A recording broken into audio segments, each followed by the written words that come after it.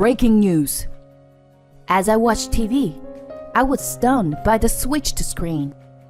No way. There is a hostage situation.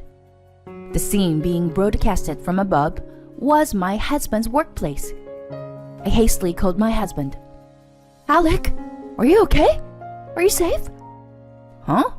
What's going on? I'm at work right now. What?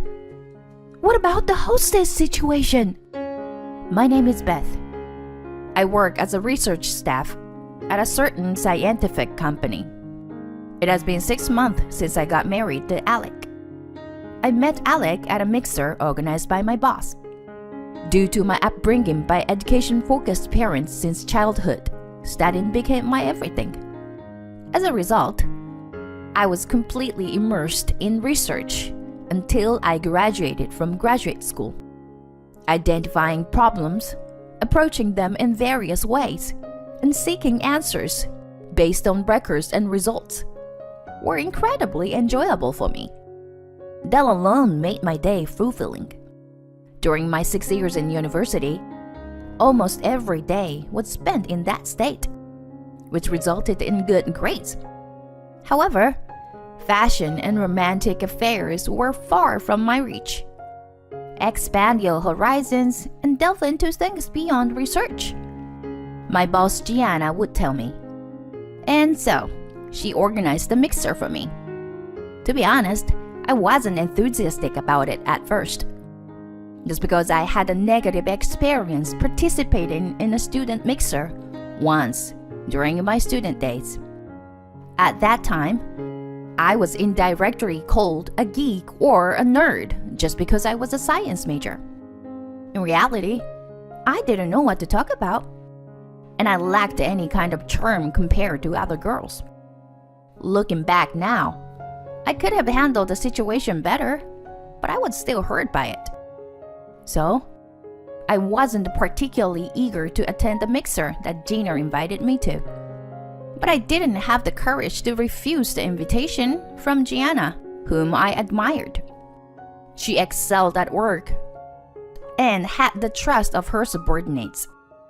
Moreover, she had rich experience in relationships and seemed perfect to me, both as a researcher and as a woman. And that's how I ended up participating in the mixer. The men I interacted with at the mixer were individuals from a promising venture company, and Alec was one of them. As I had become a working professional myself, I wasn't silent and didn't refrain from talking like before. After participating in the conversation for a while, Alec approached me personally. At that moment, I braced myself, fearing that I might get hurt again, but it turned out to be needless worry. Alec listened attentively to what I had to say. He praised me for my ability to immerse myself in one thing for a long time, calling it an unremarkable talent. It was the first time someone had said such things to me, and I quickly found myself drawn to Alec. And so, we went on several dates, started dating, and eventually got married. For a while, we enjoyed happy days. But around 6 months into our marriage, Alec's attitude started becoming cold. When we started living together, he used to help with household chores and often thanked me for what I did. However, recently, those things have become rare. Moreover, Alec has been constantly working overtime and even on holidays, leaving us with no time to talk and relax together. Considering that he works for a venture company, I thought it was understandable for him to be busy at times. I also had the notion that men generally don't do housework, so I didn't pay much attention to it. However, lately, he has been coming home with the smell of alcohol and women's perfume, and it's starting to worry me a little. One day, unable to bear the loneliness and anxiety of infidelity any longer, I gathered my courage and asked Alec about it. "Hey, you've been coming home late recently, haven't you?" I just want a little more time for the two of us. Huh? What? You often come home with the smell of alcohol and perfume. You're not cheating on me, right? I spoke to Alec as he was changing clothes after coming back from work. Then Alec turned around with a frustrated look and loudly accused me. Don't you understand that this is an important time for the company? I have to accompany clients for business entertainment. Even though I don't want to. I have to drink even when I don't want to. And yet, you. How dare you suspect me of cheating when I'm working hard? It seems like you've lost your compassion for others. Being too absorbed in your studies. You are a failure as a wife. Honestly, I didn't expect to hear such harsh words.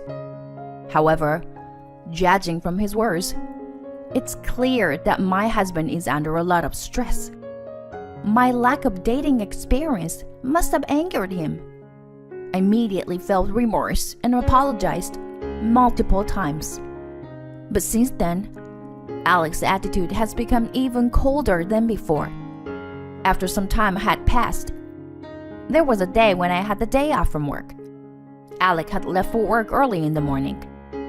While folding laundry and watching a daytime talk show on TV, an emergency news alert suddenly sounded. I stopped what I was doing and turned to face the TV, wondering what could be happening. But as I looked at the screen, I froze. The news reported that an intruder had entered Alec's company and was holding people hostage. I couldn't believe that such an incident was happening at my husband's workplace. Through the office window, I caught a glimpse of someone who appeared to be hostage taker, shouting something while holding employees captive. Witnessing such a surreal scene, I became worried about Alec's safety. I immediately called Alec's cell phone.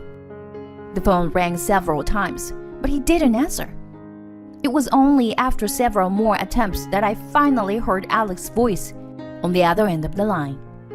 Alec, thank God! Where are you right now? Are you okay? There was a brief pause, and then I heard Alec's voice coming from my phone. What do you mean where I am? Obviously, I'm at work. At work? Then how's the situation over there? At the very moment, Alec's company was being covered by the media due to the hostage situation. Could it be that he was being forced to say that? I asked cautiously. Are you in a hostage situation by any chance? Then I heard a frantic voice from Alec. What? Hostage? There was a moment of silence. However, that silence was broken in an instant, and Alec quickly corrected himself. No. By work, I mean the client's company. I'm there right now. Huh? So you're not at your company? No. I'm not involved in the hostage situation. I just found out about it from the news. Yeah, sorry for making you worry. Don't worry about me. Things might get busy from now on, so I'll hang up for now. After saying those words, Alec hung up the phone. I felt a slight sense of unease. Could it be possible that he knows less about the situation than I do, even though he's at the client's company? If he's in a meeting, it would be difficult for him to answer my call. When Alec returns home, he might scold me again, but I decided to ask him about this unease. For now, I decided to watch the progress of the incident on TV. In the evening, the hostage situation was successfully resolved. Miraculously, no one was injured. Just around that time, Alec returned home. I immediately tried to ask him about the incident and the sense of unease, but Alec suddenly hugged me. Thank you for worrying about me today, Beth. If you hadn't called, I might have been really anxious. I'm really glad I married you, Beth. Surprised, I looked at him and he continued. And I'm sorry about the other day. It was terrible of me to take it out on you. Alec? I said awful things. But, Beth, you're really important to me. After saying that, he let go and headed to the kitchen, serving the dish I had cooked onto the table. Beth, take it easy today. As a token of my appreciation, I'll handle the chores today. It had been so long since Alec had spoken kindly to me. He had never apologized whether he went to the bar and returned drunk or not. I was so happy that Alec was helping with the housework and praising me that I had completely forgotten about talking about the incident. The next day, when I went to the office and started working as usual, Gianna approached me. Did something good happen? It seemed like I had a happier expression than usual. It's embarrassing that I unconsciously showed on my face. While thinking about that, I decided to tell Gianna everything about what happened yesterday. After hearing everything, Gianna had a puzzled look on her face. Did I explain something weirdly?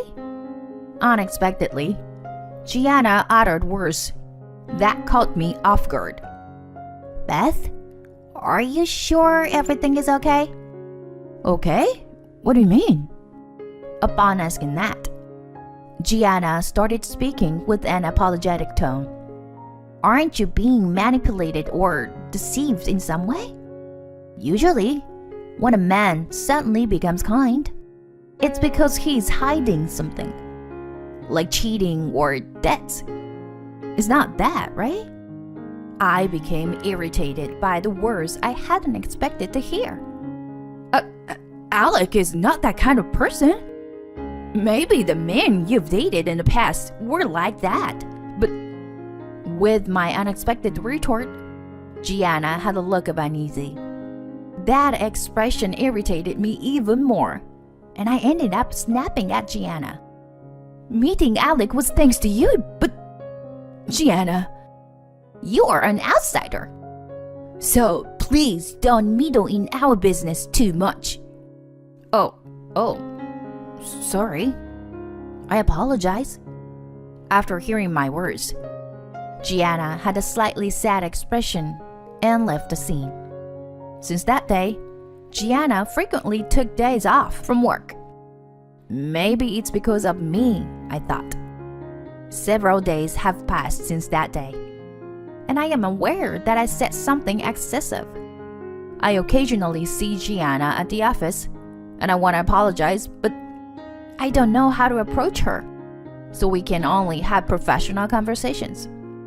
While thinking that I needed to do something about this situation, I was called by Gianna, who said she had something to give me.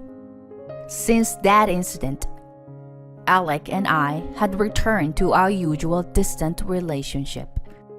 The embrace and happiness from that day felt like a lie. Suddenly, we received a call from my parents-in-law, asking us to come to their house because they wanted to talk. Alec and I headed to my in-laws' house in a car. Even in a car, we hardly had any conversation. We were led to the living room at my in-laws' house. Then, we were informed by my father-in-law that he had been diagnosed with a progressive illness and that he would gradually require caregiving. My mother-in-law is also getting older, and it would be difficult for her to take care of my father-in-law alone.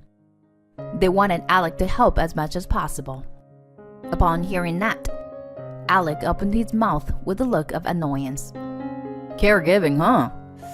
Well, I'm quite busy with work, you know. Why don't you just leave it all to Beth? Huh? I mean, it doesn't seem like she has much important work to do anyway.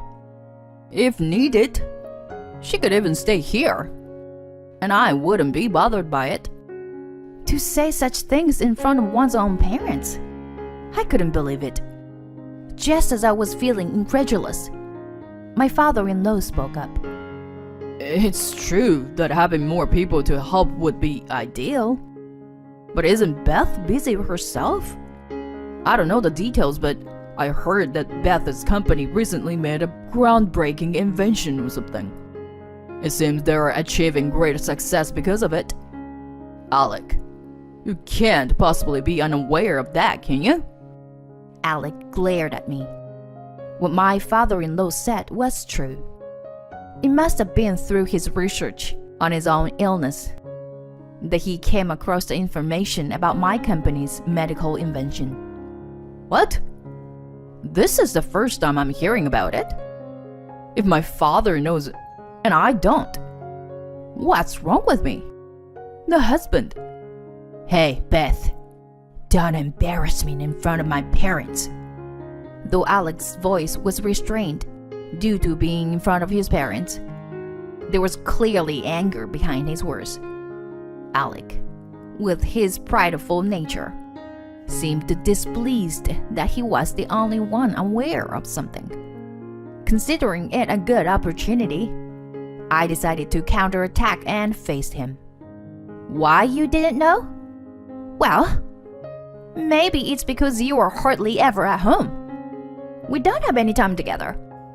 And maybe it's because you are cheating on me. My unexpected words left my in-laws speechless. Oh, what nonsense are you spouting? Making such boring jokes in front of my parents? I, too, had reached a point of no return. Boring joke?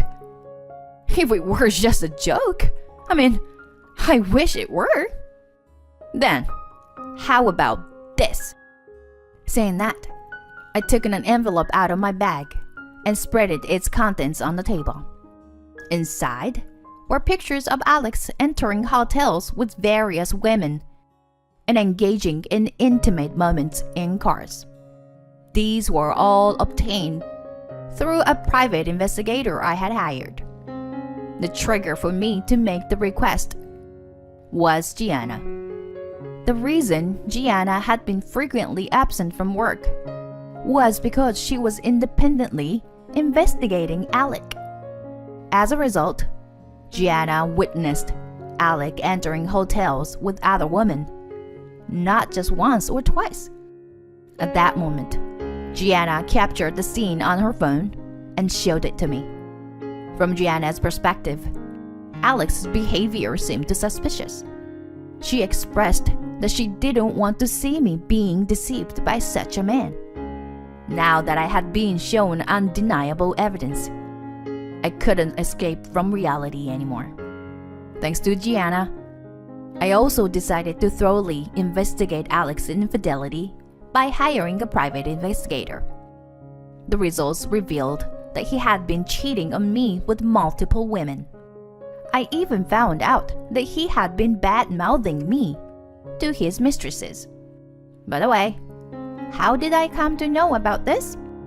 It was because one of his mistresses sold Alec in exchange for reducing the amount of compensation she would receive. It seems that she wasn't really serious about Alec. My in-laws sitting in front of me were in shock and started breaking down in tears. I told Alec about divorce and alimony. Wait! It's not like that. Alec began pleading for forgiveness. I wasn't serious. She was the one who approached me. Besides, I had been drinking, so I wasn't in a sound state of mind. You're the only one I truly love, you know?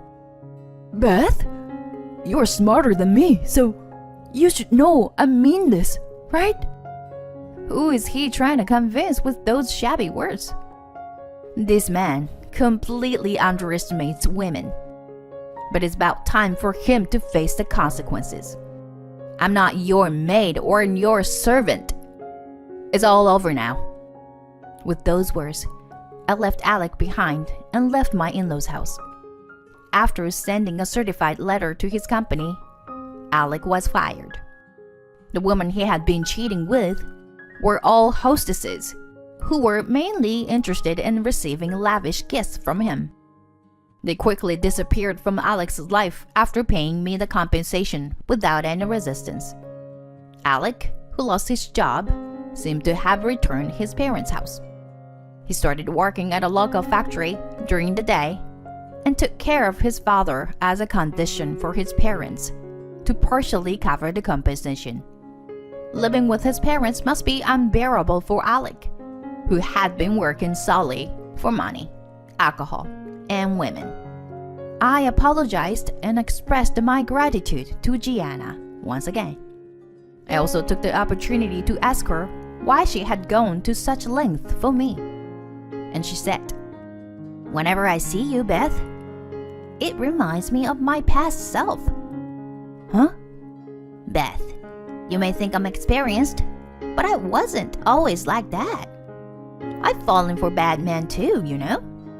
In my case, it wasn't infidelity, but being burdened with debt. That's why I felt like I had to help you somehow. I see. I didn't know that. I'm truly sorry, Gianna. Apologies are unnecessary. It's ultimately just self-satisfaction for both of us. I began to respect Gianna even more for who she was. Since then, I started learning from Gianna about makeup, fashion, and more. I expanded my horizons beyond just my research. I must say, I have transformed and become more beautiful than before. When I go out with Gianna to bars or clubs, I'm not surprised when guys approach me. I see this as a great opportunity to develop my ability to judge men. Whether it's research or love, sometimes widening our perspective can lead to unexpected positive outcomes. Perhaps life itself is one grand study. From now on, I will continue my research diligently and stay true to myself.